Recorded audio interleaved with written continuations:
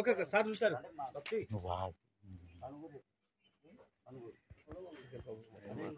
మనం మాట్లాడొద్దు.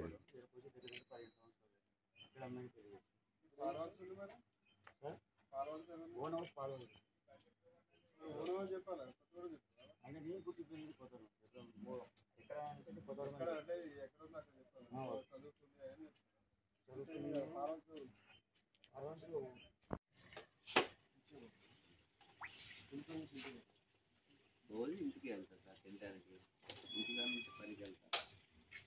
ఒకటి నైట్ వచ్చేసి దగ్గర వీళ్ళెవరు వీళ్ళొక్కటి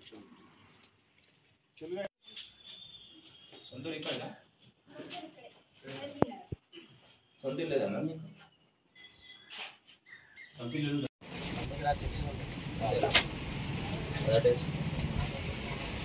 మీటింగ్ ఉంటుంది రండి, ఇప్పుడు రండి రెడీ.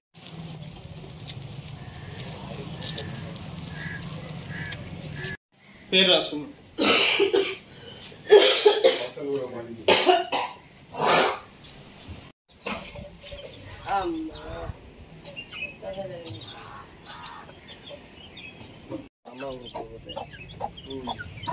ఇంకా 2 కోట్ల పని చేస్తాను. రాంబప్పలో కొట్టి ఒకటి ఫుడ్ షాప్ పెట్టి తెలుసు సార్, గన్లేస్తాం అంత పైన.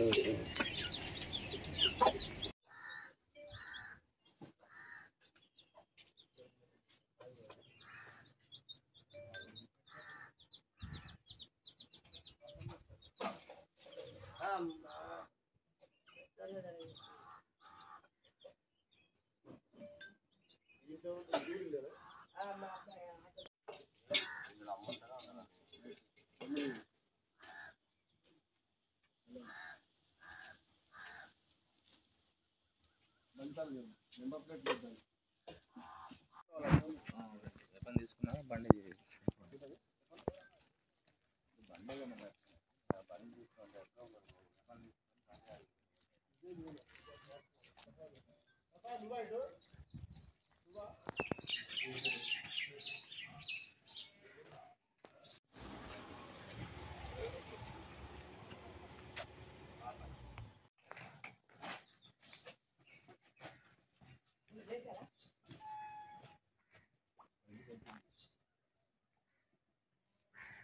ఏమండి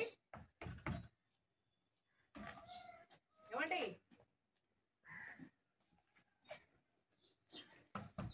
ఏమండి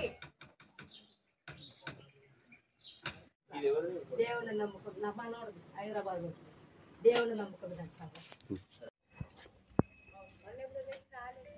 ఇల్లు ఎవరిది? ఏ అబ్బాయి పెట్టిండు? ఏం మరి జనవరి అబ్బాయి ఎవరు పెళ్ళి పెడుతుంది అబ్బాయి మళ్ళీ ఎవరిది ఇల్లు ఎవరిది? ఎవరో మా ఇంట్లో ఎవరు ఉంటారు? ఉంటిల్లా ఎవరు ఉంటారు ఇంట్లో? మనోడా? ఏం చేస్తాడు మనోడు?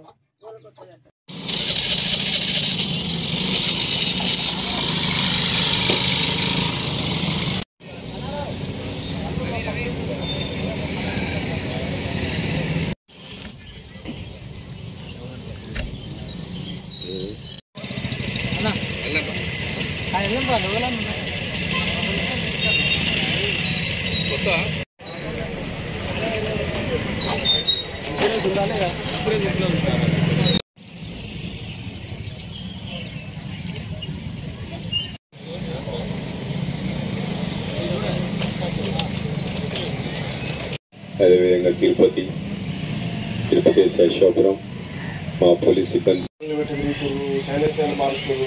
అట్లా ఒక 4-5 బండ్లు ఇప్పుడు పట్టుకొచ్చినాం. కొన్ని బండర్స్లో చేస్తాం సార్, కొంతమంది గన్యైన వాళ్ళు ఉన్నారు.